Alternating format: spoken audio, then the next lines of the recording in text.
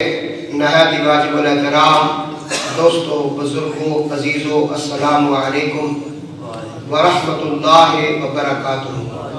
اللہ کا بڑا فضل ہے کہ اس نے ہمیں اپنے پیارے محبوب جناب محمد مصطفیٰ صلی اللہ علیہ وآلہ وسلم کی امت سے پیدا فرمایا، اور آج ہمیں یہ توفیق بخشی کہ کچھ لمحوں کے لیے اپنا اور اپنے محبوبوں کا ذکر پاک کرنے کی توفیق عطا فرمائی۔ میں نے دوران خطبہ جو آیہ مبارکہ پڑھی ہے، رب العالمین نے فرمایا والعصر، مجھے زمانے کی قسم۔ اس کے بہت سارے معنی مفسرین نے دیے، تھوڑا سا میں بتاؤں گا۔ 1,24,000 کم و بیش انبیاء علیہ السلام کے اندر سب سے اعلیٰ و ارفع جو ذات پاک ہے وہ حضور کی ذات ہے۔ قرآن کہتا ہے تِلْكَ رُسُلُ فَضَّلْنَا بَعْضَهُمْ عَلَىٰ بَعْضٍ، ہم نے بعض رسولوں کو بعض پر فضیلت عطا فرمائی، اور یہ ہمارا ایمان ہے۔ نبی پاک علیہ السلام آدم سے عیسیٰ تک جتنے بھی انبیاء رسل اللہ کے پیارے جلوہ گر ہوئے، ان سب سے اعلیٰ و ارفع اور سب سے فضیلت والی اگر کوئی ذات ہے تو وہ ذات مصطفیٰ ہے۔ حضور اپنے حجرے میں تھے تو صحابہ پر مسجد نبی کے صحن میں بیٹھ کر انبیاء علیہ السلام کا ذکر کر رہے تھے۔ کسی صحابی رسول نے کہا کہ اللہ نے حضرت آدم کو آدم صفی اللہ علیہ السلام بنایا ہے۔ کسی نے کہا کہ اللہ نے حضرت نوح کو نجی اللہ علیہ السلام بنایا۔ کوئی کہنے لگا اللہ نے حضرت ابراہیم کو خلیل اللہ علیہ السلام کا مقام عطا کیا۔ ایک صحابی کہنے لگا نہیں، اللہ نے حضرت اسماعیل کو ذبیح اللہ علیہ السلام بنایا۔ ایک کہنے لگا اللہ نے حضرت موسیٰ کو کلیم اللہ علیہ السلام بنایا۔ ایک صحابی رسول بولے وہ کہنے لگے اللہ نے عیسیٰ کو روح اللہ علیہ السلام بنایا، اور یہ مقام ان کو ملے۔ اتنے میں حضور جلوہ گر ہوئے۔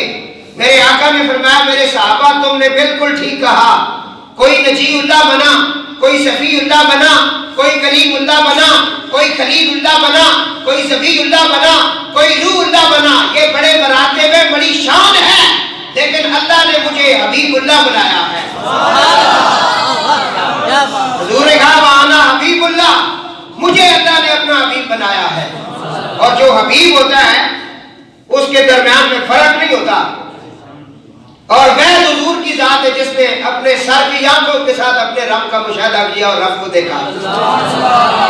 حضور کے علاوہ کوئی بھی نہیں دیکھ سکا۔ موسیٰ نے کہا میں دیکھنا چاہتا ہوں، پر میں نہیں دیکھ سکتا۔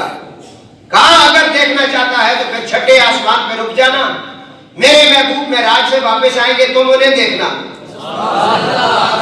انہوں نے مجھے دیکھا، تو انہیں دیکھنا۔ رومی کشمیر کہتے ہیں کہ وہاں حضرت سیدنا موسیٰ علیہ السلام کیوں کھڑے ہوئے؟ بھائی 7ویں آسمان پہ حضرت ابراہیم علیہ السلام ہے، انہوں نے حضور کو نہیں روکا۔ راستے میں چھٹے آسمان پہ حضرت موسیٰ علیہ السلام اس کائنات کے لیے بہت بڑا وسیلہ بنے، وہ رک گئے۔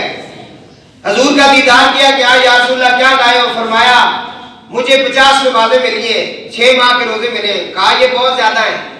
حضور واپس چلے گئے، سجدہ کیا، 5 ماہ ہوئی، پھر گئے، پھر آئے، پھر گئے، پھر آئے۔ 9 چکر کیوں لگائے؟ ایک دفعہ ہی اللہ اگر 45 ماہ کرتا تو کر دیتا۔ یہ بار بار حضور کا اوپر جانا، رب کی بارگاہ میں سجدہ کرنا، رب کو دیکھنا، رب کا حضور کو دیکھنا، اور راستے میں موسیٰ کو روکنا، اس کا مقصد کیا تھا؟ وہ شاہ فرماتے ہیں کہ موسیٰ نے التجا کی تھی میں تجھے دیکھنا چاہتا ہوں، فرمایا تو چھٹے آسمان میں رک جانا، میرا محبوب مجھے دیکھے گا، تو میرے محبوب کو دیکھ لینا، کیونکہ میرے محبوب کا دیکھنا ہی میرا دیکھنا ہے۔ حضور نے کہا جس نے مجھے دیکھا اس نے حق کو دیکھا، اس نے اللہ ہی کو دیکھا۔ تو موسیٰ علیہ السلام حضور کے لیے رکے، اور اسی لیے عارفوں کا بادشاہ حضرت رومی کشمیر میاں محمد عارف کھڑی رحمت اللہ علیہ عارف کھڑی فرما دینے جنہ اکھیاں دل پر تکیا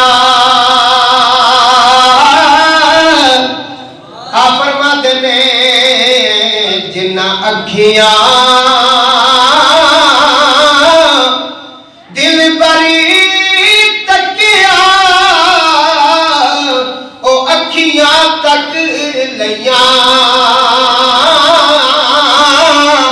तू मिलियो ते दिल पर मिले हुणे आसान लग पईया तू मिलियो ते दिल पर मिलिया हुणे आसान लग पईया। तो वक्ते असर से मुराद है महबूब तेरे जमाने की कसम। जमाने तो सारे होते हैं ना, जो हुजूर का जमाना है, हुजूर ने कहा मेरा जमाना सबसे आला है, फरमाया ये बहुत खैर वाला है, फिर उसके बाद जो आएगा वो कम खैर वाला होगा, फिर उसके बाद जो आएगा और कम खैर वाला होगा, उसके बाद जो आएगा और कम खैर वाला होगा, करते करते करते करते कुर्बे क़यामत आ जाएगा। हुजूर ने कहा सबसे आला और अरफा कोई जमाना है तो वो मेरा जमाना है। अल्लाह फरमाता है महबूब वाला असर इन्नल इंसान लफी खुस्र, मुझे महबूब तेरे जमाने की कसम, हुजूर के जमाने की कसम उठाई। और कुरान करीम के अंदर अल्लाह फरमाता है महबूब लामुरुका, महबूब मेरे मुझे तेरी उम्र की कसम, जो तेरी जिंदगी है ना मुझे उसकी कसम, यहाँ जमाने की कसम वहाँ जिंदगी की कसम। हुजूर नबी पाक अलैहिस्सलाम ने फरमाया कि कोई अल्लाह ताला ने कोई ना बनाया ना पैदा किया जो हजरत मोहम्मद मुस्तफ़ा से ज्यादा अजीज हो, और मैंने अल्लाह ताला से नहीं सुना कि हुजूर के हयात और उम्र के सिवा किसी और की कसम अल्लाह ने उठाई हो। हजरत अब्दुल्लाह इब्न अब्बास फरमाते हैं हुजूर के अलावा अल्लाह ने इतनी इज्जत और शान वाला कोई भी बनाया, और मैंने इससे पहले कभी सुना भी नहीं कि अल्लाह ने इतनी इज्जत और इतनी शान हुजूर के अलावा किसी की को दी हो, कि किसी की जमाने की भी कसम उठाई हो और किसी की उम्र की भी कसम उठाई हो, तो वो हुजूर की जात है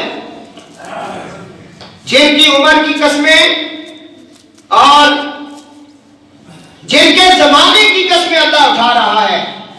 फरमाया महबूब मुझे तेरे जमाने की कसम, तेरी उम्र की कसम, तेरी जिंदगी की कसम। हजरत अब्दुल्ला फरमाते हैं इससे पहले मैंने नहीं देखा कोई ऐसी शख्सियत गुजरी हो जिसकी इतनी कसमें उठाई जा रही हो। और एक मकाम पे अल्लाह ताला फरमाता है महबूब जिस शहर के अंदर तेरी जलवागर हुई है, जलवागरी हुई है, और जिस शहर मक्का के अंदर आप तशरीफ लाए हैं और जो आपके बाबल का हलाका है महबूब ला उक़सिमु बिहाज़ल बलद, महबूब मुझे शहर मक्का की कसम, हुजूर से पहले भी तो यहाँ अंबिया अलैहिस्सलाम आए ना, और वहां बड़ी बड़ी अल्लाह ताला की निशानियां मौजूद हैं। अल्लाह फरमाता है मेरी निशानियों में से सबसे बड़ी निशानी यहाँ मेरा घर है, बेबरकत मुबारकन बरकत वाला घर है, वमन दखलहु काना आमिना, लेकिन उसकी कसम नहीं उठाई। यहाँ में दावे रहमत का परदादा है, उसकी कसम नहीं उठाई। हिजरा अस्वद लगा हुआ है, उसकी कसम नहीं उठाई। मकाम इब्राहिम है, उसकी कसम नहीं उठाई। यहाँ आबे ज़मज़म का कुआं है, उसकी कसम नहीं उठाई। यहाँ अल्लाह फरमाता है इन्ना सफ़ा वल मरवा मिन शाइरिल्लाह, ये सफ़ा मरवा की जो पहाड़ियां हैं ये मेरी निशानियों में से मेरी निशानियां हैं, लेकिन अल्लाह ने उनकी कसम नहीं उठाई। हुजूर जब जलवा घर होते हैं, 12वीं की रात है, 12 रबीउल अव्वल का दिन है, हजरत आमिना सलामुल्लाह अलैहा के घर में नबी पाक अलैहिस्सलाम की जलवागरी होती है। अल्लाह फरमाता है महबूब ला उक़सिमु बिहाज़ल बलद, मुझे शहर मक्का की कसम, मुझे बोलो ना, मुझे शहर मक्का की कसम। ये अजीब बात है, आज तक लोगों को हुजूर की मकाम समझ ही नहीं आया। वो कहते हैं जान व दिल होशो खिरत सब तो मदीने पहुंचे। बाज़ मुफस्सिरीन ने लिखा कि शहर से मुराद हुजूर का मस्कन है, मदीना पाक है, लेकिन ज्यादातर का यही ख्याल है कि इस बलद से मुराद हुजूर का मक्का शहर है। अगर मक्के की कसम ना होती ना तो फिर लोग कहते हैं हाँ जी बैतुल्लाह शरीफ। मुझे एक बंदा कहने लगा آپ جی عمرہ کرنے جا رہے ہیں؟ میں نے کہا جی اللہ کا بڑا کرم ہے. کہتا ہے جی جو ہی مکہ شریف میں پہنچیں گے نا تو کعبہ شریف کے پاس بس میرا جو ہے میرے لیے نفل پڑھنا, میرے لیے دعا کرنا. ساری باتیں کر دی, میں نے سنتا رہا. کہتا ہے جی اس کو دیکھو نا تو 20 نیکیاں ملتی ہیں. میں نے کہا بالکل ٹھیک ہے بھائی, وہاں 1,00,000 نماز کا ثواب ملتا ہے. کتنی نمازوں کا؟ میجر اذان مسجد میں آپ باجماعت نماز پڑھو گے تو آپ کو صرف 27 نمازوں کا ثواب ملے گا. بات بھی سمجھ آئی؟ سیفی صاحب آپ آگے تشریف ادھر میرے پاس آئے. کوئی ایک آدھ شخصیت ہوتی ہے نا جو محبت والی ہوتی ہے. رب العالمین نے فرمایا محبوب لا اقسم بہذا البلد, میں قسم میں بات کر رہا ہوں اور تم میٹھا سننا پسند کرتے ہو. میرا جو اصل ترانہ میں وہ چھوڑ کے میں ادھر آ گئی. چلو فرمایا محبوب مجھے شہر مکہ کی قسم, یا اللہ اس میں تیری بڑی بڑی نشانیاں ہیں. فرمایا محبوب وہ تیری آمد سے پہلے کی ہیں, بعد کی ہیں, میں ان کی قسم نہیں اٹھاتا. میں کہہ رہا ہوں لا اقسم بہذا البلد, سبحان اللہ, مجھے شہر مکہ کی قسم. یا اللہ تو نے مکے کی قسم کیوں اٹھائی ہے؟ فرمایا اس لیے میرے محبوب وَأَنْتَ, سبحان اللہ, وَأَنْتَ اور تو, سبحان اللہ, لا اقسم بہذا البلد وَأَنْتَ خِلٌّ بہذا البلد. میرے محبوب میں نے مکے کی قسم اس لیے اٹھائی ہے کہ اس میں آپ رہتے ہیں. فرمایا مسجد کسی مسجد میں بھی تو باجماعت نماز پڑھے 27 کا ثواب ملے گا. تو نے جگہ چینج کر لی, پاکستان کے ایئرپورٹ سے تو سوار ہو گیا, جدے میں پہنچ گیا. جدے میں تو نے نماز پڑھی 27 کا ثواب ہے باجماعت. جامعہ مسجد میں مکے کے اندر بڑی مسجدیں ہیں, تو نے کہیں بھی نماز پڑھی 27 کا ثواب ہے. اب تو حرم کے اندر پہنچ گیا, اللہ کے فضل سے لبیک اللہم لبیک کے نعرے لگ رہے ہیں اور تو وہاں موجود ہو گیا. امام نے نماز پڑھائی, تو نے امام کی ابتدا میں نماز ادا کی. رب العالمین فرماتا ہے جس طرح میرے محبوب کا شہر فضیلت والا ہے اس کی مسجد بھی فضیلت والی ہے. صرف جگہ چینج ہوئی, فضیلت چینج ہو گئی. نماز اسی کی ہے, سجدہ اسی کو کیا جا رہا ہے جس کو تو نے پاکستان میں سجدہ کیا ہے.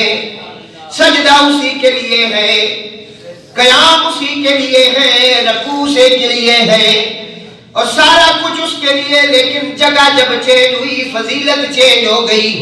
اب تو مکہ شریف میں پہنچ گیا. رب العالمین نے فرمایا یہ میرے محبوب کا شہر ہے, میں اس کی قسمیں اٹھا چکا ہوں. تو امام کے پیچھے نماز پڑھے گا, میں 1,00,000 نماز کا ثواب عطا کروں گا. 5 پڑھنی 5,00,000 کا ثواب تو نے لے لیا. جگہ چینج ہو گئی. کیا ہوا؟ فرمایا محبوب وَأَنْتَ خِلٌّ بِهَذَا البلد, میں اس لیے قسم اٹھاتا ہوں کہ اس میں آپ جلوہ گر ہیں. مجنوں سے کسی نے کہا نا تجھے سب سے اچھا شہر کون سا لگتا ہے؟ شہر تو بہت زیادہ ہے نا, راولپنڈی بھی ایک شہر ہے, اسلام آباد بھی ایک بڑا خوبصورت شہر ہے. پاکستان کا سب سے خوبصورت ترین جو شہر ہے وہ اسلام آباد ہے. اس میں درخت بہت ہیں, پھول بہت ہیں, یہاں موسم بہت اچھے ہوتے ہیں, اس کے ساتھ پہاڑیاں ہیں. یہاں گرمی سردی اتنی زیادہ نہیں لگتی, درمیانہ ماحول ہے, بڑا پیارا شہر ہے.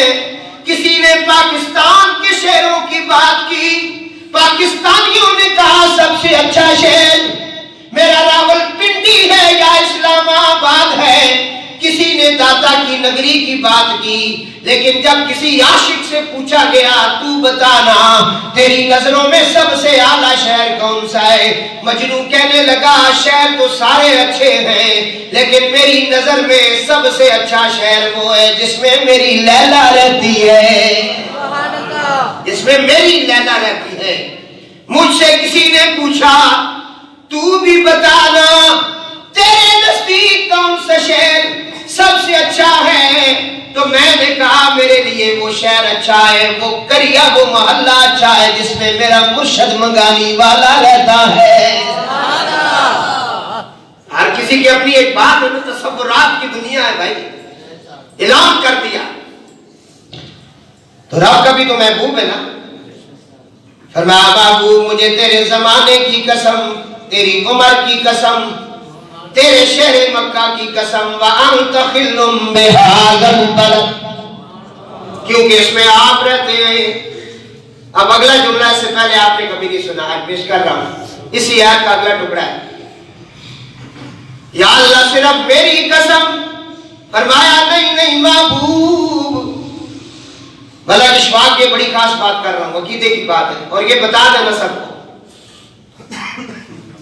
فرمایا محبوب صرف تیرے شہر مکہ کی قسم نہیں، وَأَنْتَ خِلٌّ بِهَذَا الْبَلَدِ کی قسم ہی نہیں، محبوب اس سے آگے چلنا، وَوَلَدٍ وَمَا وَلَدٍ، محبوب مجھے تیرے جد اعلیٰ کی بھی قسم اور اس کے گھر میں آنے والے مولود کی بھی قسم۔ سمجھ نہیں آئی، تقریر ختم ہو گئی، آپ کو پتہ ہی نہیں چلا میں نے کیا کہا، کیا جملہ میں کیا گیا، آپ پتہ نہیں کہاں بیٹھے ہوئے تھے اور کہاں چلے گئے اور کیا آپ سن رہے تھے اور آپ کے اوپر سے گزر گئی بات۔ فرمایا محبوب مجھے صرف شہر مکہ کی قسم نہیں، وَوَلَدٍ وَمَا وَلَدٍ، محبوب مجھے تیرے والد کی قسم۔ یہ ابھی اس چکر میں کہ وہ کلمہ نہیں پڑھا تھا ہم نے، یہ ابھی اس چکر میں اللہ قسم اٹھا رہا ہے۔ مفسرین کہتے ہیں وَوَلَدٍ وَمَا وَلَدٍ سے مراد حضور کی پوری جد ہے، کسی نے کہا حضرت آدم ہے، کسی نے کہا حضرت ابراہیم ہے، لیکن حضور خود فرماتے ہیں میں خاندان اسماعیل سے ہوں، اسماعیل سے لے کر سید آدم فرماتے ہیں میرے ابراہیم دادا سے لے کر اسماعیل تک، اسماعیل سے لے کر ہاشم تک، ہاشم سے لے کر عبد المطلب تک، عبد المطلب سے لے کر عبداللہ تک، اور عبداللہ سے لے کر میری ماں آمنہ تک اللہ نے سب کی قسم اٹھا کے کہا محبوب مجھے تیری جد کی قسم اور آمنہ کے گھر میں جو ولادت ہوئی ہے مجھے اس مولود کی قسم۔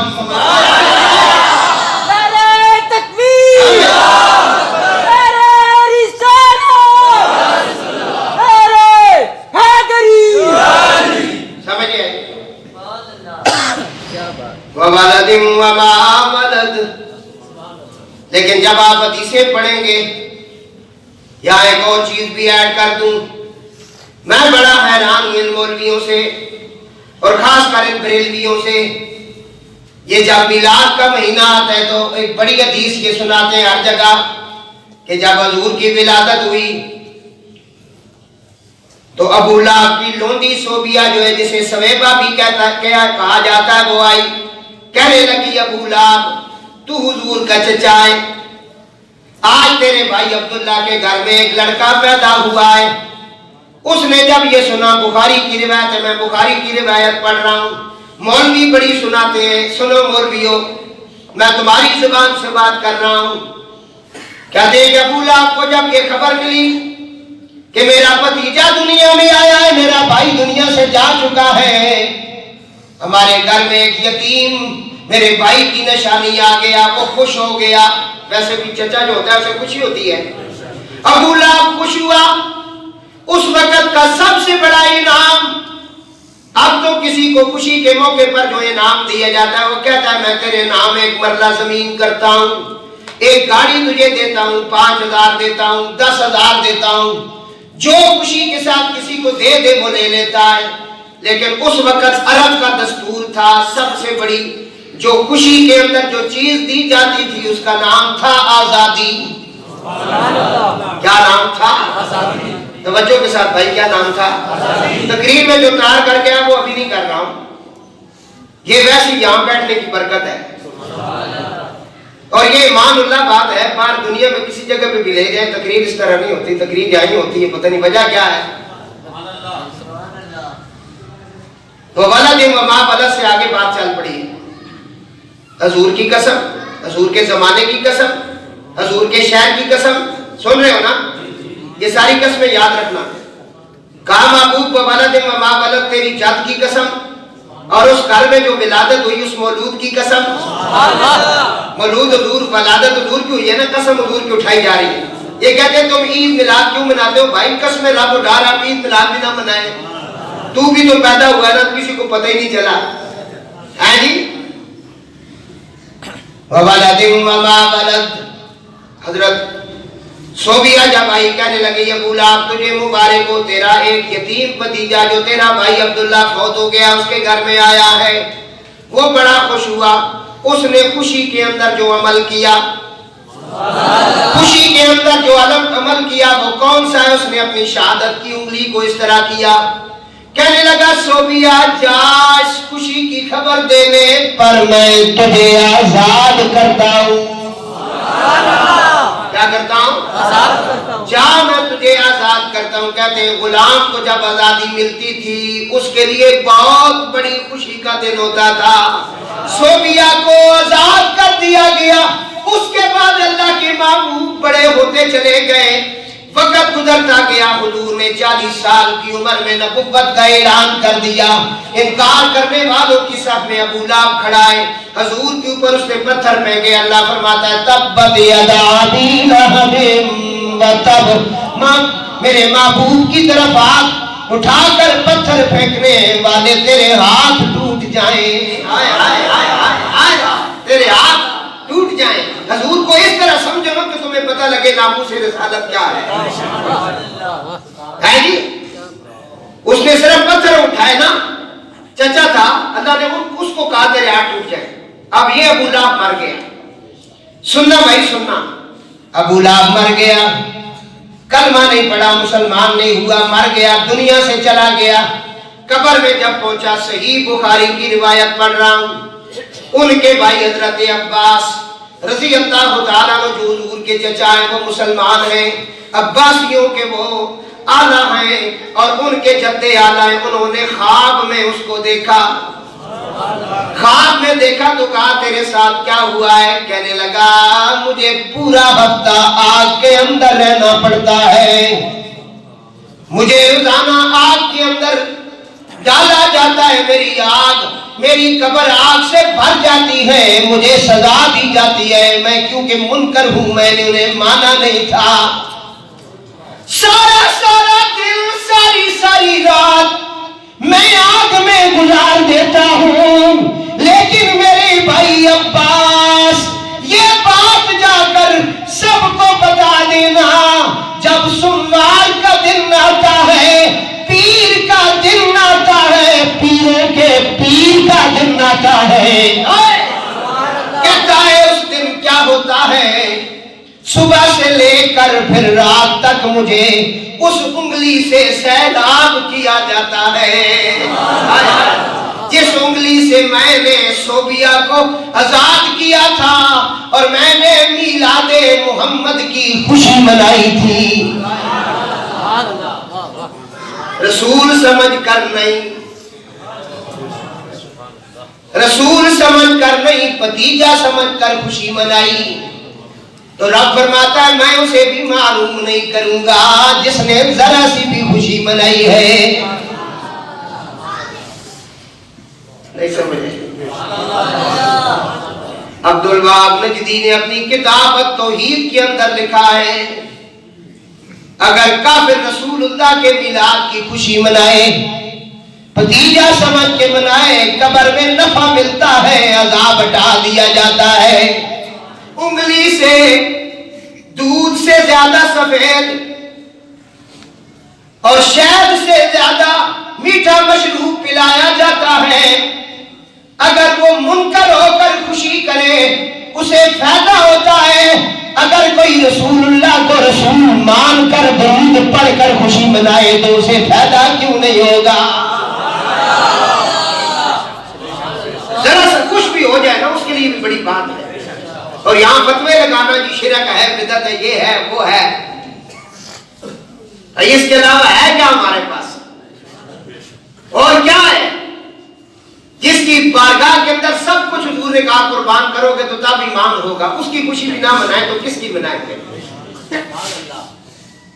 اب یہاں جو جملے کہنے جا رہا ہوں یہ اس لیے میں حدیث پڑھی، میں بریلوی مولویوں سے کہتا ہوں تمہیں یہ حدیث بڑی زبانی یاد ہے اور تم جگہ جگہ سناتے ہو کہ وہ کافر تھا وہ مسلمان نہیں ہوا، تبت یدا ابی لہب وتب، قرآن کی پوری سورت اس پر نازل ہو گئی اس کی مذمت کے اندر۔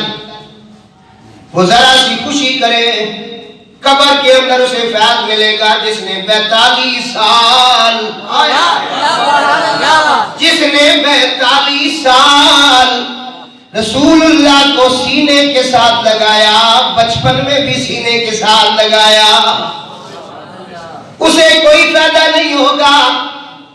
کوئی صدا خان حضرت ابو طالب کی شان پڑھ رہا ہو تم اسے روکنے کی کوشش کرتے ہو، کہتے ہو کافر کا کلام نہ پڑھو، اور ظالموں تمہیں شرم نہیں آئی؟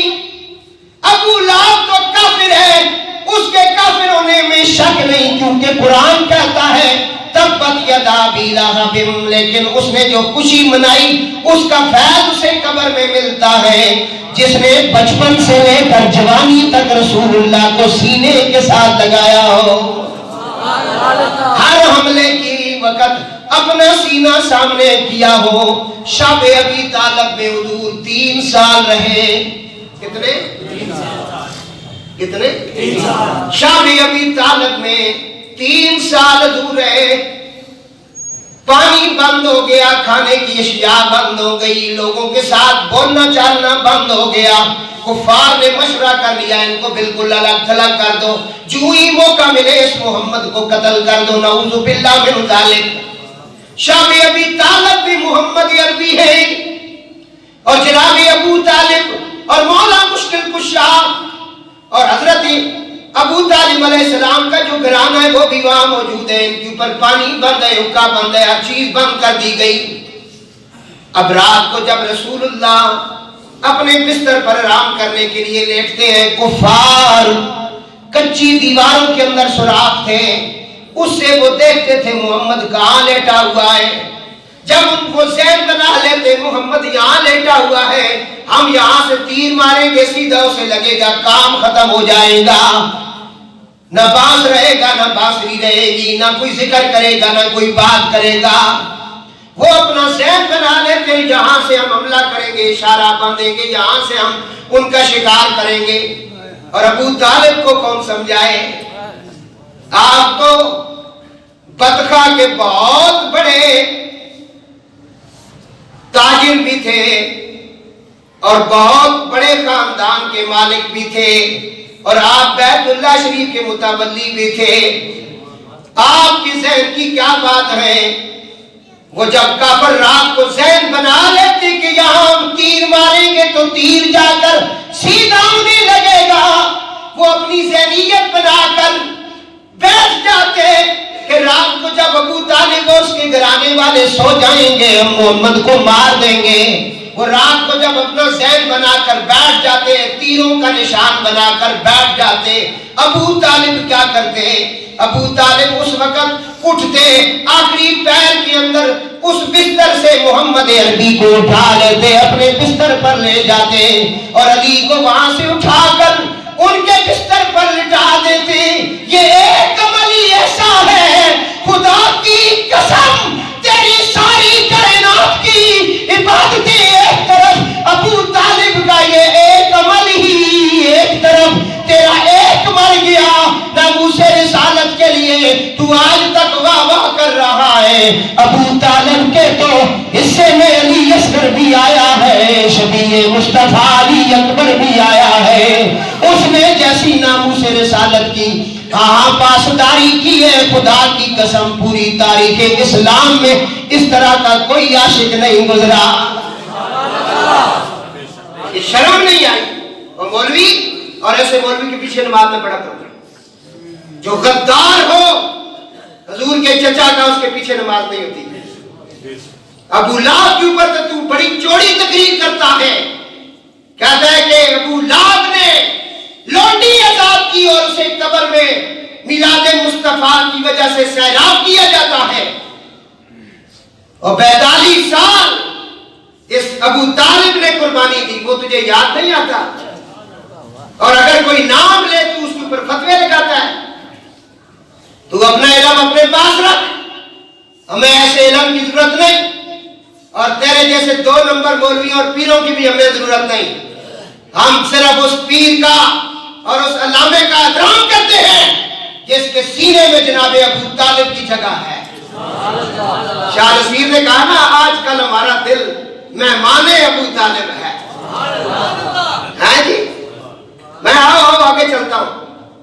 ابو طالب بچے کو اٹھا کر علی کو لٹایا کہ رات کو تیر چلے تو علی پہ چلے, میرے محمد پہ نہ چلے. آئے کہتے ہیں کہ کلمہ زہری طور پہ نہیں پڑھا, اور کلمہ زہری طور پہ نہ پڑھنا بھی ضروری بھی نہیں تھا نا.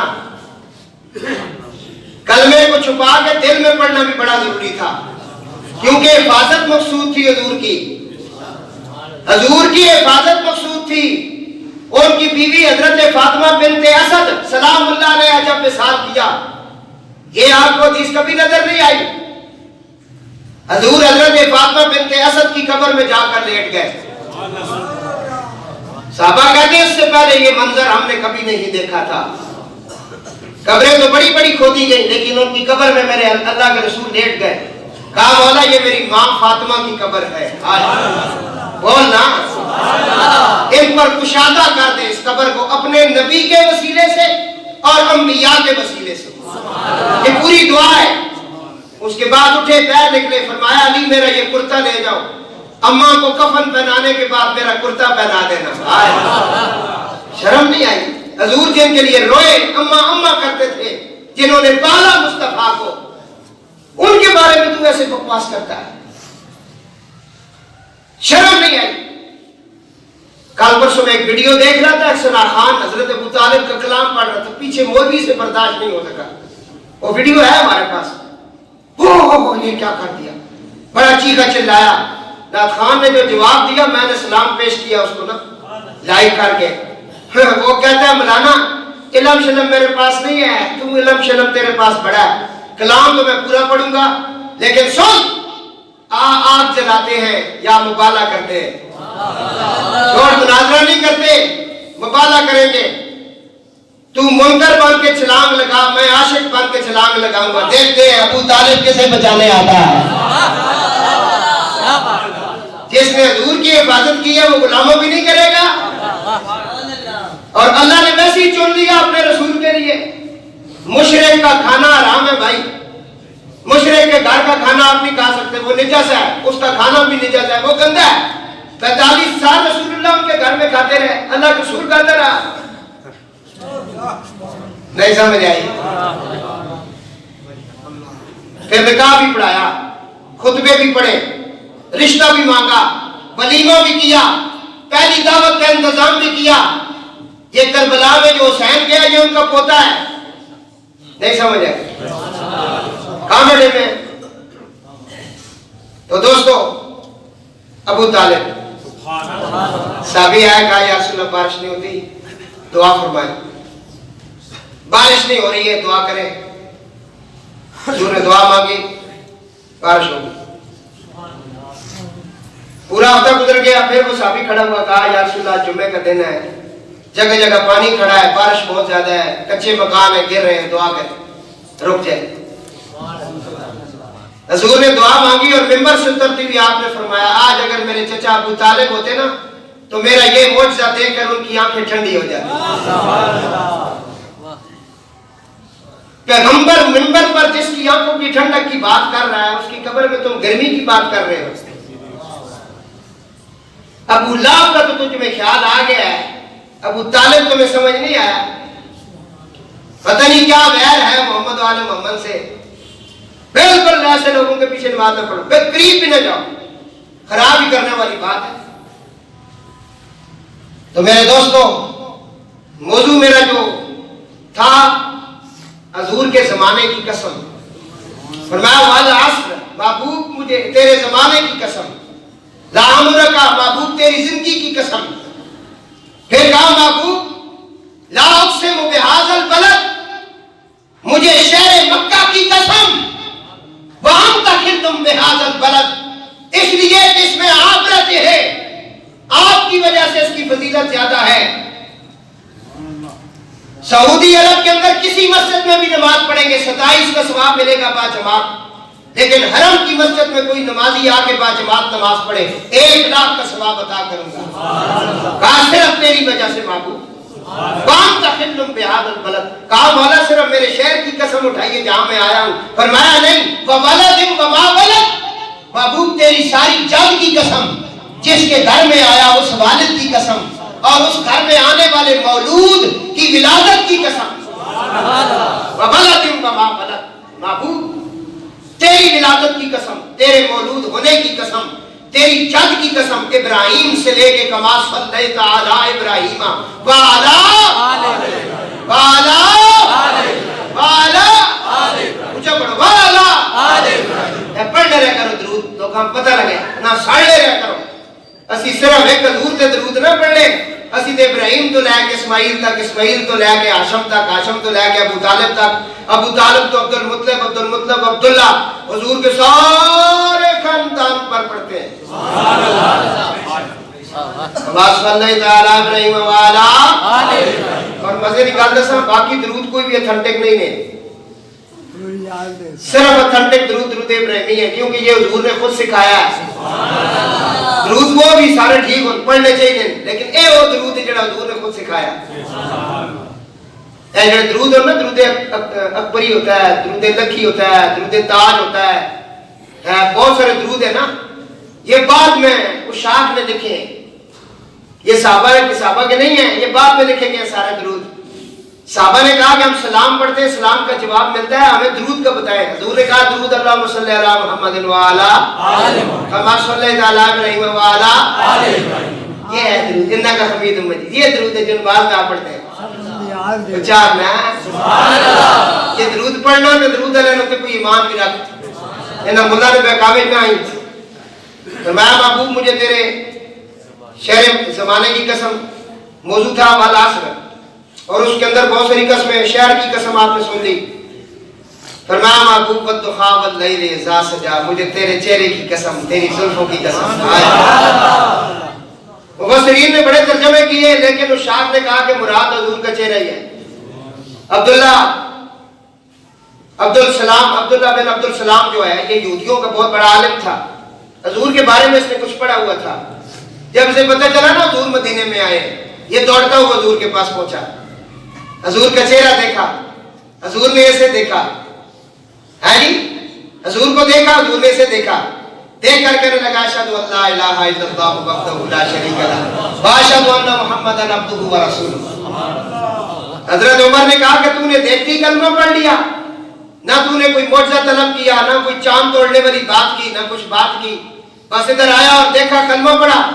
اس نے کہا کہ یہ کسی جھوٹے کا چہرہ ہے ہی نہیں، اس چہرے کے بارے میں پڑھ چکا ہوں، محبوب تیرے چہرے اقدس کی قسم، ہے جی، اسی لیے رومی کشمیر عارف کھڑی آ فرماتے نے سفنے دے وچ مائی ملیا تے میں گل وچ پا لیاں باواں ڈر دی ماری اکھ نہ کھولا کدھرے پھر بچھڑی نہ جاواں۔ بدخا تیرے چہرے کی قسم، واللیل تیری زلفوں کی قسم۔ موضوع بہت بڑا ہے۔ اس کے بعد کا محبوب یہ جو تجھے لاریب کتاب دی نا، اس سے پہلے 3 کتابیں آئی، صحیفے آئے، بہت ساری کتابیں آئی، لیکن جو تجھے دی ہے نا لا ریب کتاب،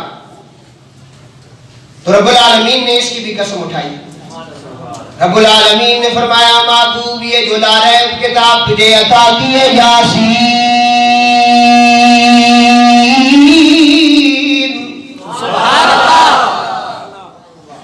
والقرآن الحکیم انک لمن المرسلین، حکمت والے قرآن کی قسم۔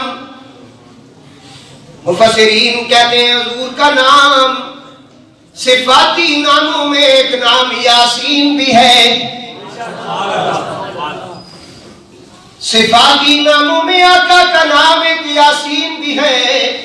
اور امام جعفر صادق علیہ السلام فرماتے ہیں یاسین میرے نانا کا نام ہے، اور یہ ویسے حروف مقطعات ہیں، ان کا معنی اللہ اور اللہ کا رسول ہی جانتا ہے۔ اور ایک جگہ اللہ نے فرمایا محبوب سلام علی یاسین، سلام ہو یاسین پر اور آل یاسین پر۔ وہاں بھی مفسرین نے اور حضرت عبداللہ ابن عباس اور دیگر حضرات نے کہا کہ یاسین سے مراد ذاتی مصطفیٰ ہے، اور آل یاسین سے مراد کملی والے کے آل بیت ہے۔ رب العالمین نے فرمایا محبوب مجھے یاسین والقرآن الحکیم، اس قرآن کی قسم، حضور کے کلام کی بھی قسم اٹھائی گئی، زمانے کی بھی اٹھائی گئی۔ اور حضرت نقاش کہتے ہیں کسی نبی کی رسالت کے ساتھ اپنی کتاب میں قسم نہیں کھائی گئی مگر پیارے رسول علیہ السلام کی قسم اٹھائی گئی۔ حضور کے والد کی تو آپ سن چکے ہیں، ولد و ما ولد، یہ سن چکے ہیں۔ حضور کا جو دل تھا نا قلب، اب اس کی قسم قرآن اٹھاتا ہے۔ فرمایا محبوب والنجم اذا ہوا، سورہ نجم ہے، مفسرین کہتے ہیں اس کے بہت سارے معنی ہیں، لیکن امام جعفر بن محمد رحمۃ اللہ علیہ فرماتے ہیں کہ نجم سے مراد ذات مصطفیٰ ہے یا قلب مصطفیٰ ہے۔ اگر ذات مصطفیٰ مراد ہو تو معنی ہوگا اس چمکتے تارے محمد کی قسم جب آپ معراج سے اترے۔ اگر قلب مصطفیٰ کی قسم مراد دی جائے تو جب حضور رب کے سامنے گئے، رب حضور کے سامنے تھا، کہا میں نے اسے اپنی آنکھوں سے دیکھا اور بڑی اچھی صورت میں میں نے اسے دیکھا، تو اس وقت جو انوار الہیہ حضور کے دل میں اللہ کی طرف سے نازل کیے گئے، فرمایا اس دل کی قسم۔ تو پتہ چلا حضور کے زمانے کی قسم، حضور کے آنے کی قسم، حضور کے وقت کی قسم، اور فرمایا والعصر ان الانسان لفی خسر، محبوب مجھے وقت عصر کی قسم۔ ہمارے موضوع کا نام کیا تھا والعصر ان الانسان لفی خسر الا الذین آمنوا وعملوا الصالحات۔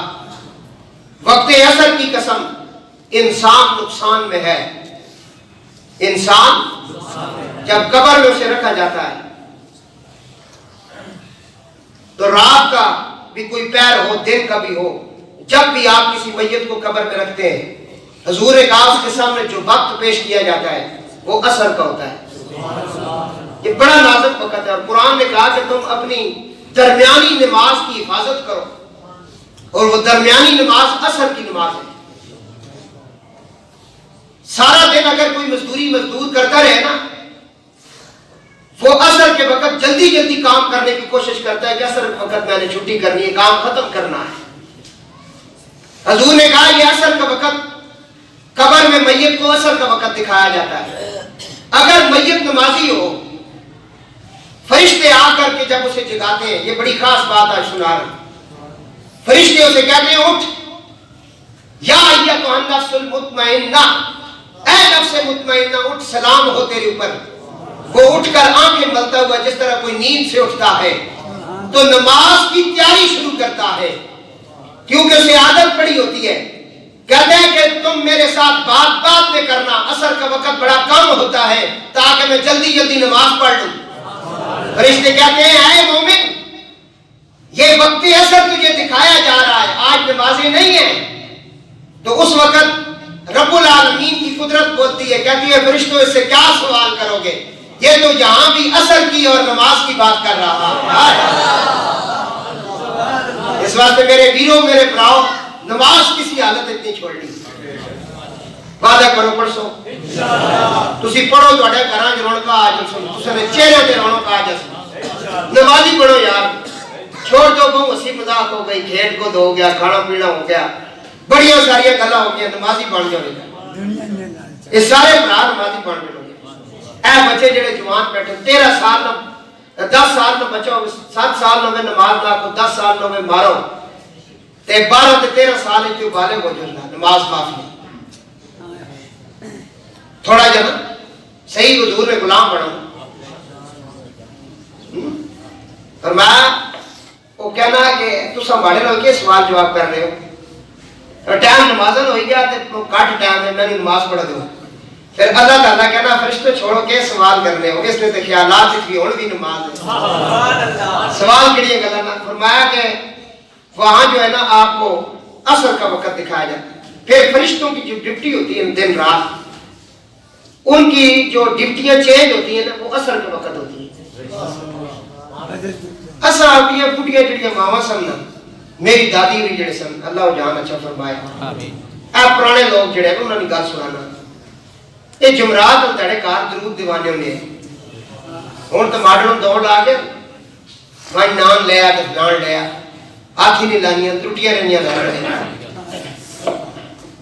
وہ پکانیاں نا اپنے ہتھاں نال، تے اصل نے ٹائم مغرب تو پہلے دعا کرنی ہے۔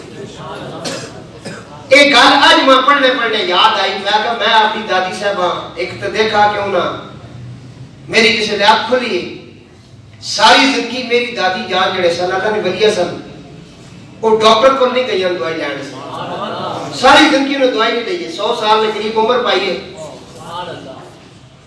تے جدوں تک انہوں نے آخری جڑا دم سی، آخری ایک ہفتے نہیں گل تے میں نہ کر سکنا، اس تو پہلے تک جتنے تک میں جاننا گیا کہ میٹرک تک میں انہوں نے قدمہ چریا، 1990 تک میں انہوں نے قدمہ چریا، اصل نے گرائن یہ ساری کڑیاں انہوں کو لاڑ کو قرآن پڑھ لی، ہر ویلے انہوں نے قرآن پڑھ لیا، دیکھا آخری جڑا دن سی 3 رمضان کا دن سی جس دن آپ نے وصال فرمایا، میرے والد محترم اور میرے تایا جان اور یہ ہستیاں کول آئی ہیں تو انہوں نے کہا جی تسن مسی ڈاکٹر کو لے دیں، وہ جملے میں نے یاد ہے خورشید بھائی نے لکھ دن میں شہر کی دن آج تک میرے ہوتے کیفیت ہے، آپ فرمانی ہے کہ تساں اللہ نے تے یقین کوئی نہیں آئے، میں ذرا اپنی اٹکلی زبان گل پہ کرنا، تے راجہ واسف صاحب کو فرمانی ہے کہ تساں اللہ نے تے کوئی یقین نہیں، ساری زندگی میں فاطمہ دی دھی بن کے رہی ہوں، تے ماں غیر مار نے کے چاڑا لگے ہوں، میں نہیں ہے کسی غیر مار کے سامنے، تے رام تو تھے بہ جو لوگ کلمہ پڑھو، اے دیر سی 3 رمضان نہ دن سی، سوموار نہ دن ہے آپ نے وصال فرمایا، ریکارڈ چاہ گئی، سمجھے؟ اثر کا ٹائم دکھایا جائے گا قبر میں، اثر کا ٹائم، نمازی کی جسے عادت پڑی ہوئی ہے وہ کہے گا اثر کا وقت ہے، اور جو بات کرنے لگا تھا کہ وہ کہتی تھی دعا جلدی جلدی کری گنو، کیا ہو کہ سورج غروب ہونے لگا، یہ بات آج سمجھ آئی ہے، کیوں؟ وہ کہتی تھے 2 فرشتوں کی ڈیوٹیاں چینج ہو رہی ہیں، جو دن والا رجسٹر ہے اس میں بھی حاضری لگ جائے، جو رات والا رجسٹر ہے اس میں بھی حاضری لگ جائے،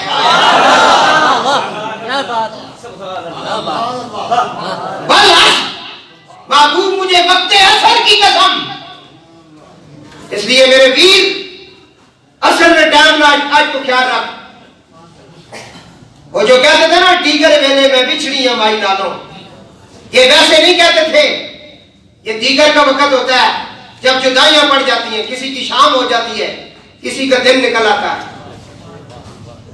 وقت اثر کی قسم۔ بعض مفسرین نے اس کا بڑا ترجمہ کیا، کسی نے کیا کہا، کسی نے کیا کہا، ایک اللہ کے ولی گزرے ہیں بہت بڑے مفسر ہیں، وہ کہتے ہیں مجھے اس کی سمجھ نہیں آ رہی تھی کہ اس اثر سے مراد کیا ہے، کسی نے کہا دور کا زمانہ ہے، کسی نے کہا جی وقت اثر ہے، اور اگلی آیت میں کہا کہ انسان نقصان میں اگر وہ اس کا خیال نہ رکھے تو وہ نقصان اٹھائے گا. تو مفسرین میں سے فصل کہتے ہیں مجھے سمجھ نہیں آ رہی تھی، ان کا نام ہے امام راضی رحمۃ اللہ علیہ. کہتے ہیں کہ پھر اللہ تعالیٰ نے میرا یہ جو مشکلات تھی اس کو آسان کیا. میں بازار میں نکلا، تحفہ دے رہا ہوں بھائی. میں بازار میں نکلا، ایک شخص سودا بیچ رہا تھا. اس نے ایک جگہ اپنا سامان سودا رکھا ہوا تھا، اس کے اوپر بوری ڈالی ہوئی تھی. کہہ رہا تھا بھائیو میرا سودا لے لو، نہیں تو میں نقصان میں چلا جاؤں گا، میرا سودا ضائع ہو جائے گا. میرا سودا لے لو، نہیں تو میرا سامان ضائع ہو جائے گا، میں نقصان میں چلا جاؤں گا. بڑی مشکل سے لایا ہوں، یہ اگر تم نے نہ دیا. وہ بڑا حیران ہوا. اس نے کہا یار اس طرح کا اعلان تو کوئی بھی نہیں کرتا. لوگ تو اعلان یہ کرتے ہیں کہ بڑی عمدہ چیز ہے جی لے لو، اس کا یہ ریٹ ہے. وہ کہہ رہا ہے سودا لے لو، اگر تم نے نہ دیا سودا ضائع ہو جائے گا، میں نقصان میں چلا جاؤں گا. وہ کہتے ہیں میں آگے بڑھا. میں نے کہا بھائی تو کیا بیچ رہا ہے؟ اس نے اوپر سے بوری ہٹائی تو نیچے برف تھی. اس نے کہا یہ پگھلنے والی ہے، کوئی لے گا تو میں فائدے میں رہوں گا، اگر نہیں لے گا تو میں نقصان میں ہو جاؤں گا کیونکہ یہ بھی ختم ہو جائے گی. وہ کہتا ہے مجھے سمجھ آ گئی بات. عصر کا مطلب کیا ہے؟ تیری زندگی برف کی طرح ہے، یہ گزر رہی ہے، ختم ہو رہی ہے. اور تو سالگرہ منانے کے چکر میں لگا ہوا. تو کہتا ہے میرے بیٹے کی آج جو 4تھی سالگرہ ہے، 5ویں آج پہلی ہے، وہ اس کی پہلی سالگرہ نہیں ہوا، اس کا تو 1 سال کم ہو گیا ہے. وہ کہتے ہیں کہ مجھے اس وقت سمجھ آئے کہ والعصر اس کے مطلب کیا ہے؟ تیری زندگی ایک برف کی طرح ہے اور تیرے پاس اتنا وقت بھی نہیں ہے. تو آیا تو اذان ہوئی، تو گیا تو نماز ہوئی. اتنا سا تیرے پاس وقت تھا اور تو نے کیا سے کیا. اور اس دن تو جب مومنوں کے درجات دیکھے گا کہے گا کاش کہ آج مجھے دنیا میں بھیجا جاتا، پھر میں عمل کرتا، پھر یہاں پہنچتا. آج سے سچی توبہ کر لو میرے پیارے بھائیوں. یہ برف کی طرح گزر رہی ہے، ختم ہو رہی ہے. وہ 100 سال بھی ہے تو وہ بھی جا رہا ہے. میرے سائیں حضور قطب الاقطاب کی ایک وصیت، آخری بات، بس ختم. حضرت پیر محمد قطب الاقطاب پیر مولوی بخاری رحمت اللہ تعالی علیہ، آپ کی کتاب میں آپ نے ایک حکایت لکھی کہ ایک شخص ان کے پاس آیا. اس نے کہا رات کو میں نے خواب دیکھا ہے، جنگل میں ایک شیر میرے پیچھے بھاگ رہا ہے. غور کے ساتھ سننا، میں نے خواب دیکھا ہے جنگل کا ایک شیر میرے پیچھے بھاگ رہا ہے، میں اس سے جان بچاتے ہوئے آگے کے بھاگ رہا ہوں. شیر مجھے چھوڑتا نہیں. ایک کنواں نظر آیا، میں نے اس میں چھلانگ لگانا چاہی تو کنویں کے اندر میں نے دیکھا اندر پہلے وہاں بھی موذی جانور سانپ موجود ہے. میں کنویں کے اندر بھی چھلانگ نہیں لگا سکا. تو قریب ہی ایک درخت تھا، میں اس کے اوپر چڑھ گیا. شیر نیچے کھڑا ہو گیا کہ یہ اوپر سے نیچے اترے میں اسے کھاؤں گا. اور میں نے دیکھا کہ 2 چوہے بہت تیزی کے ساتھ اس درخت کی جڑیں کاٹ رہے. میں ڈر گیا اور میری آنکھ کھل گئی. جنگل، شیر، درخت، چوہے، یہ میں نے دیکھے. آپ بتائیں اس خواب کی تعبیر کیا ہے؟ سائیں قطب الاقطاب اب تعبیر بتا رہے ہیں بھائی.